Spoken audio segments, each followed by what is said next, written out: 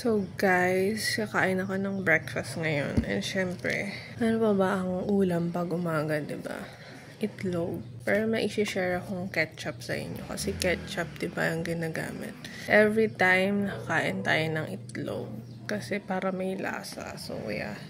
First time namin itry itong Heinz ketchup. And nakakatawa kasi ang sarap pala niya. Kasi nga pwede mo siyang i-squeeze. Pwedeng ganito. Pwede din ganyan.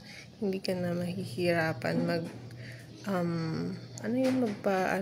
kasi 'di ba pag yung salamin, although maganda siya, kaso igaganon mo pa. Ito, igaganon mo. Tapos madali lang siya.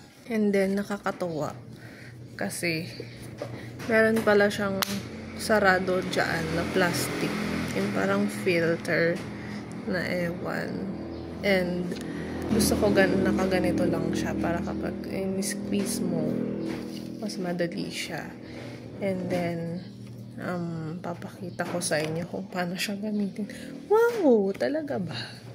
Kung paano nakakabilib tong lalagyan na to. So guys, yan yung ulam namin. Tapos syempre kukuha tayo.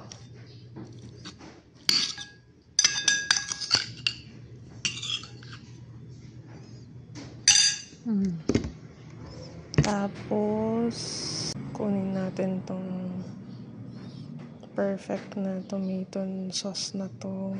Tomato ketchup pala.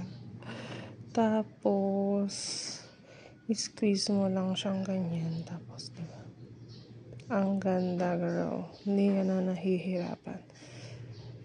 na mahihirapan. And at the same time, makokontrol mo din yung gagamitin mo. Kasi, di ba pag minsan, kapag gumagamit tayo ng ketchup, sa sobrang kakataktak natin, sobrang daming lumalabas.